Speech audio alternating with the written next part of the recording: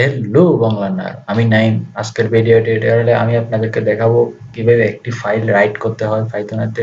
So let's roll the intro.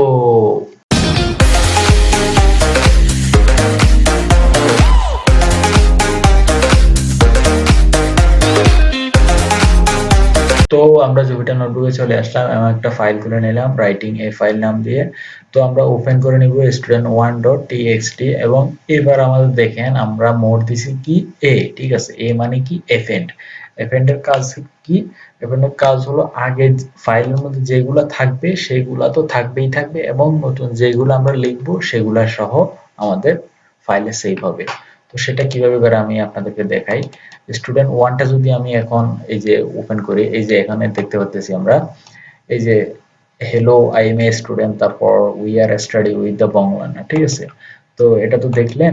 তো এখন যদি এটা যদি আমি রান করাই, আউটপুট কি দেখায়, ঠিক আছে। এখন এখানে আউটপুট দেখাচ্ছেন, ঠিক আছে। আউটপুটটা দেখার জন্য আমরা এটা জাস্ট কেটে দিলাম এবং আমরা এই ফাইলটাকে আমরা আবার খুলবো, ঠিক আছে। এই যে দেখতে পাচ্ছি hello I am a student and we are study with the Bangla এবং আওয়ার ফেভারিট চ্যানেল, ঠিক আছে।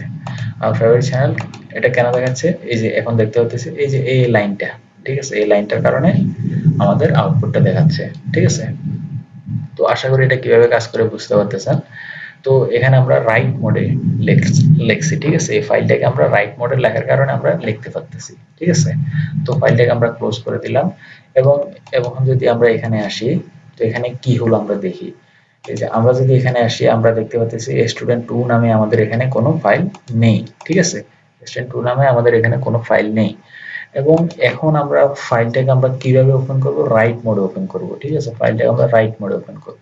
এখন আমরা এখানে এই যে এটার মধ্যে আমরা কিছু একটা লিখলাম, সাপোজ আওয়ার ফেভারিট চ্যানেল, ঠিক আছে, এবং উই গিভ নিউ টপিকস, ঠিক আছে। তো আমরা এখানে লিখে দিলাম, জাস্ট এখানে লিখে দিলাম এবং এটা যদি আমরা রান করাই, এই যে দেখতে পাচ্ছি এখন আমরা যদি এই ফাইলটা এখন যদি খুলি, এই যে এখানে আমরা যখন আমাদের যে লোকেশনে আসলাম যেখানে কোডের তো ডিরেক্টরিতে আসলে আমরা দেখতে পাচ্ছি স্টুডেন্ট টু নামে আরেকটি ফাইল আমাদের খুলে গেছে, টিএক্সটি ফাইল খুলে গেছে এবং এখানে আমাদের এই যে আমরা যে লেখাটা লিখছি ওই লেখাটা আমাদের প্রিন্ট হয়ে গেছে। তো আশা করি এটা কিভাবে কাজ করে বুঝতে পারতেছেন। Hour favourite channel we give new topics, ঠিক আছে। তো এখানে ওই যে নিচে একটা লাইন দেওয়ার কারণ হলো ব্যাকস্ল্যাশ এর জন্য। তো আপনারা এটা কেটে দিলে এটা করতে পারবেন। তো আজকের ভিডিওতে এতটুকুই এবং পরবর্তী ভিডিও টিউটোরিয়ালে এক্সেপশন হ্যান্ডলিং সম্পর্কে ধারণা নেওয়ার চেষ্টা করব। সো আমার ভিডিওটি যদি ভালো লাগে লাইক, কমেন্ট, শেয়ার এবং সাবস্ক্রাইব করতে ভুলবেন না। আল্লাহ হাফেজ।